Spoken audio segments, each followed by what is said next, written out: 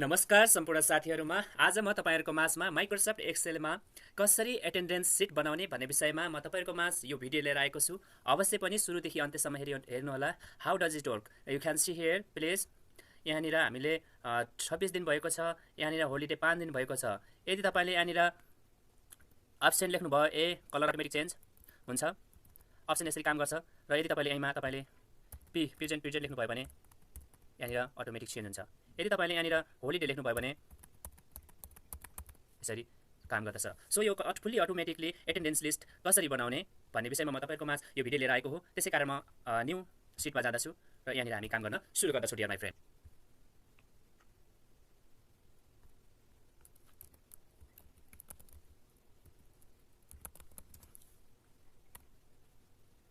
Okay,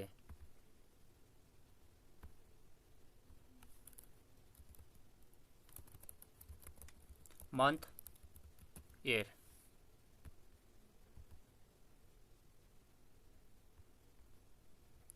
यति भइसकेपछि हामीले यहाँनिर मर्ज एन्ड सेन्टर गर्छौँ। यहाँनिर मर्ज एन्ड सेन्टर गर्छौँ। So dear my friend, merge and centre गर्छौँ। यसलाई यसको वेट बढाउँछौँ र सो हामीले यसलाई जहाँसम्म चाहिएको बोर्डर लगाउँछौँ। सो अलाइनमेन्ट सेन्टरमा गर्छौँ र कन्ट्रोल बी गरेर यसलाई बोल्ड गराउँछौँ र यहाँनिर हामीले नम्बर लेख्दछौँ। डेट जस्तो 1 2 3 4 1 लेख्दछौँ र यहाँनिर इक्वल टु E3 + 1 2 आएको छ र यसलाई हामीले सिलेक्ट गरेर हामीले जहाँसम्म चाहिएको हो त्यहाँसम्म हामीले यसलाई पुर्याउन सक्छौँ डियर माई फ्रेन्ड। सो मैले यसलाई लग्दैछु।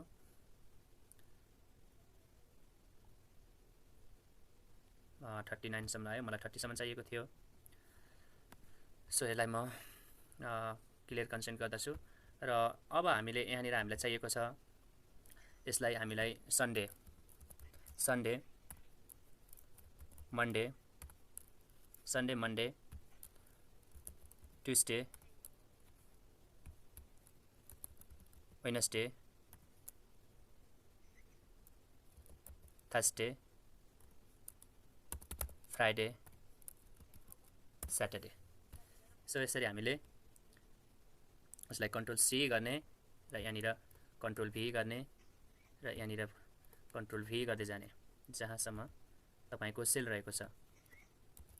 So dear my friend, Sunday Monday Tuesday. So dear my friend, अब मैले यसलाई पुरा सिलेक्ट गर्दछु। हेडर पुरा सिलेक्ट गर्दछु। हेडर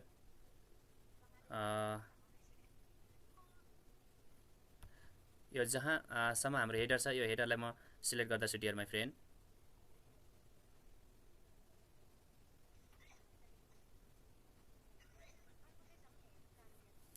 ओके, यहाँनिर मैले सिलेक्ट भइसकेको छ र यसलाई वेट साइज यसको बढाउनलाई घटाउनलाई यहाँबाट तपाईले पुरा सिलेक्ट गरेर यहाँ माथि हेडरमा तपाईले क्लिक गरेर यसको साइज मिलाउनु भयो भने सबै एकै साइजका हुन्छन्। त्यसरी मैले यसलाई साइज मैले बनाइसकेको छु डियर माई फ्रेन्ड। ओके, यसका साइज भइसकेको छ। सो अब मैले यसलाई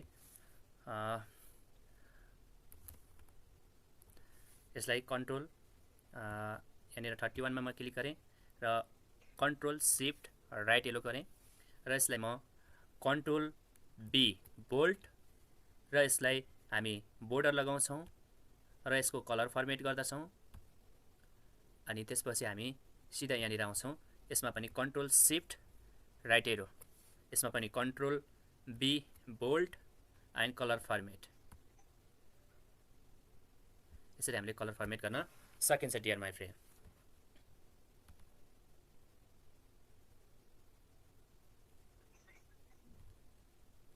ओके, अब हामीले यहाँनिर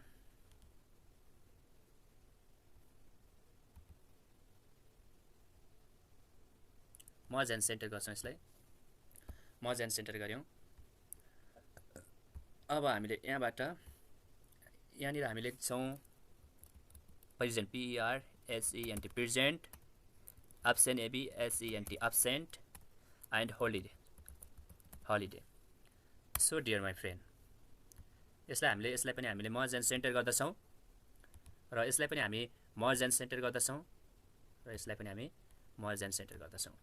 सो मैले अब यसलाई सिलेक्ट गरेँ र यसलाई अलाइनमेन्ट सेन्टरमा गरेँ र कन्ट्रोल बी गरेँ बोल्ड र यसलाई हामीले कलर फर्मेट गर्न सकिन्छ डियर माई फ्रेन्ड यहाँनिरबाट। सो म पिर्जेन्टमा मैले यो कलर दिएँ र अप्सनमा मैले रेड कलरले हाइलाइट गर्दछु र होलिडेमा मैले यो कलरले हाइलाइट गर्दछु। सो डियर माई फ्रेन्ड अब हामी यति काम भइसकेको छ र यसलाई पनि बोर्डर लगाउनु पर्ने छ। सो बोर्डर लगाउँछौँ। अब हामी यसलाई हामी सिलेक्ट गर्दछौँ। ओके, यति बोर्डर हाम्रो सिलेक्ट भइसकेको छ र हामीले यहाँनिर बोर्डर लगाउन सकिन्छ डियर माई फ्रेन्ड। सो अब हाम्रो यहाँनिर लगभग काम सकिसकेको छ र हामीले यहाँनिर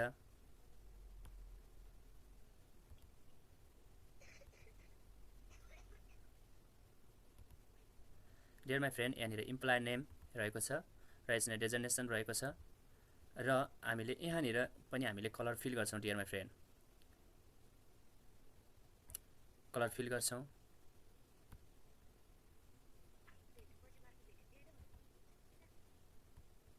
ओके, यस बिचमा पनि हामीले कलर फिल गरिदिन्छौँ। सो अब हामीले यहाँनिर पनि हामीले कलर फिल गर्छौँ र हामीले यहाँनिर लेख्छौँ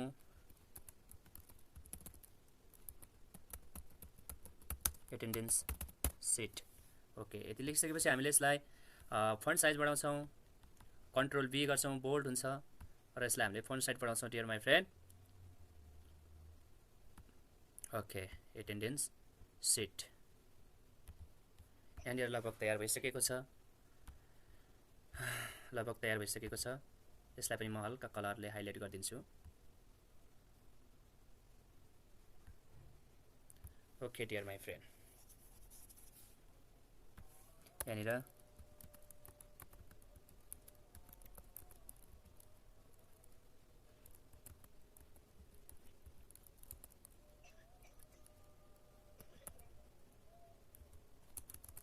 डेजिग्नेसन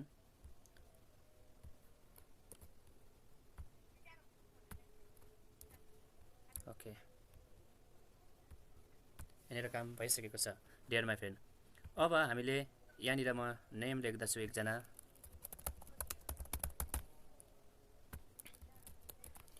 लेख्दछु र सन्डेको हामीले होलिडे हुन्छ, सन्डेको होलिडे हुन्छ। सो अहिले मैले फर्मुला लगाएको छैन, त्यसै कारण मैले यहाँनिर फर्मुला लगाउन गइरहेको छु dear my friend. Dear friend, मेरो भिडियोलाई तपाईँले पक्कै पनि मन पराउनु भएको छ भने लाइक, कमेन्ट, सेयर अनि सब्सक्राइब गर्न नभुल्नु होला डियर माई फ्रेन्ड। र अब यहाँनिर म कति प्रेजेन्ट कतिजना, टोटल कति र एब्सेन्ट टोटल, होलिडे टोटल कति भनेर म total count if function use गर्दैछु dear my friend. How to use it dear my friend, I can show you right now. So here is equal to count if bracket open range. There is asking for range dear my friend, so I will select the range, this one range. Okay, select the range, then comma double quote, and we are asking for their present, so I type here P. Why we are putting type here, you know, because we have to put here P. हामीले यहाँनिर P लेखेर हामीले यहाँको attendance गर्नेछौँ, त्यसै कारण हामीले P लेखेर यसलाई डबल कोस्ट र ब्र्याकेट क्लोज गर्दछौँ डियर माई फ्रेन्ड। यति यो फर्मुलाले हामीलाई यहाँबाट ए लेखेको हुन्छौँ absent, P present, H holiday, त्यसको क्वान्टिटी यहाँनिर निकालेर दिँदछ डियर माई फ्रेन्ड। अब हामीले यहाँनिर हेर्न सक्दछौँ। सो म तपाईँलाई देखाइहाल्छु, जस्तो P P P P P P P P okay, यहाँनिर राम्रोसँग काम गरिएको छ। सो डियर माई फ्रेन्ड, यसैलाई हामीले बार हामीले फर्मुला टाइप गर्दैनौँ, यसैलाई हामीले कन्ट्रोल सी गरेर टाइप गर्छौँ र हामीले यसैमा अप्सनमा क्लिक गर्दछौँ र कन्ट्रोल भी गर्छौँ र यसैलाई हामीले एडिट गर्दछौँ। सो हामीले पी को ठाउँमा हामीले ए लेखिदिन्छौँ र त्यहाँनिर फर्मुलाले काम गरिरहेको छ। र अब म फर्मुलालाई चेक गर्दछु, ए ए ए ए ए ए ए मिन्स अप्सन। सो अब हामीलाई फेरि हामीले होलिडे र यसैमा म क्लिक गरेँ र यसैलाई म कन्ट्रोल सी गरेर कपी गरेँ र यसलाई म यहाँनिर गएर कन्ट्रोल भी गरेँ र फर्मुलामा एडिट गर्दछु डियर माई फ्रेन्ड। ए को ठाउँमा हामीले यहाँ एडिट गर्छौँ, यस राखिदिन्छौँ र head the enter.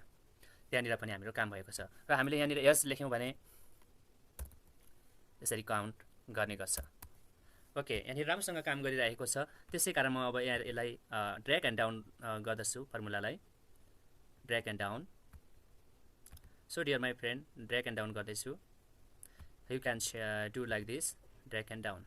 So dear my friend, अब हामीले यहाँनिर एटेन्डेन्स सिट भइसकेको छ र अब हामीले कन्डिसनल फर्मेटिङ गर्नेछौँ र जबरजस्त हामीले युज गर्नेछौँ conditional formatting. So dear my friend, अब मैले यसलाई पुरा सिलेक्ट गर्छु। सरी, यो चुज गर्न मैले यो चुज गरेँ। Okay, done. ओके, फेरि पनि कन्डिसनल फर्मेटिङमा गएँ र टेक्स्ट द्याट कन्टेन्ट्समा गएँ र अब हामीलाई होलिडेको चाहिएको छ। होलिडेको ठाउँमा मैले ब्ल्याक टेक्स्ट कलर ब्ल्याकै युज गरेँ र फर्मेट कलर मैले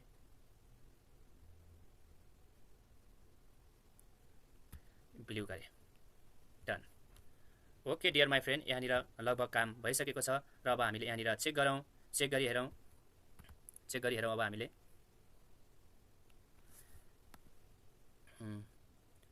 चेक गरी हेर्नेछौँ। यहाँनिर हामीले बोर्डर पनि लगाउनेछौँ, बोर्डरहरू पनि लगाउनेछौँ यहाँनिर बोर्डर। सो बोर्डर भएको छ। अब हामीले यहाँनिर यस लेखेँ होलिडे, यस लेखेँ होलिडे, होलिडे, ए लेखेँ अब्सेन्ट, ए लेखेँ absent, absent, absent. So P लेखेँ मैले यहाँनिर P P P P P P, यसरी काउन्ट भएको छ। डियर माई फ्रेन्ड, यो अटोमेटिकली काम गरिसकेको छ र जहाँनिर रेड कलरले हाइलाइट गरेको छ त्यो अब्सेन्ट हो र यसलाई ब्लू कलरले हाइलाइट गरेको छ त्यो होलिडे हो र पी लेखेको ठाउँलाई चाहिँ हाइलाइट गरेको छ त्यो चाहिँ प्रेजेन्ट रहेको छ। सो डियर माई फ्रेन्ड, अब म यसलाई फिल गर्नेछु, पुरा म फिल गर्छु, यसलाई फिल गर्नेछु। सो डियर माई फ्रेन्ड, यहाँनिर मुकेश गुरुङको एटेन्डेन्स पुरा भएको छ, पी कुनै पनि अप्सन रहेको छैन र 26 दिन ड्युटी रहेको छ, 5 दिन होलिडे रहेको छ, अप्सन 0। यदि तपाईँले यहाँनिर ए लेख्नुभयो भने अप्सन एउटा यहाँनिर हुन्छ। यदि तपाईँले कहीँ पनि तपाईँले फेरि ए लेख्नुभयो भने जहाँनिर दुईवटा अप्सन हुन्छ। यसरी हामीले डियर माई फ्रेन्ड हामीले काम गर्न सक्छौँ। माइक्रोसफ्ट एक्सेलबाट हामीले यसरी एटेन्डेन्स तयार गर्न सक्छौँ। यसलाई म सिलेक्ट गरेँ र यहाँसम्म र कन्ट्रोल डी गरेँ र पुरा भएको छ। Okay dear my friend, so P लेखौँ यहाँनिर प्रेजेन्ट र कन्ट्रोल डी गरौँ र यहाँनिर 26 दिन सबैजनाको 26 दिन ड्युटी भएको छ र यदि तपाईँले कहीँ पनि तपाईँले ए लेख्नुभयो भने अप्सन देखाउँछ यसरी, जस्तो 9 अप्सन यहाँनिर 9 अप्सन देखायो र कहीँ पनि तपाईँले अप्सन ए लेख्नुभयो भने अप्सनको क्वान्टिटी हुन्छ, यहाँनिर क्वान्टिटी देखाउँछ र कहीँ पनि तपाईँले होलिडे लेख्नुभयो भने यस यस यस यस यस यस यस यस यस यस यस यस ओके, सी यहाँनिर होलिडेको काउन्ट भएको छ।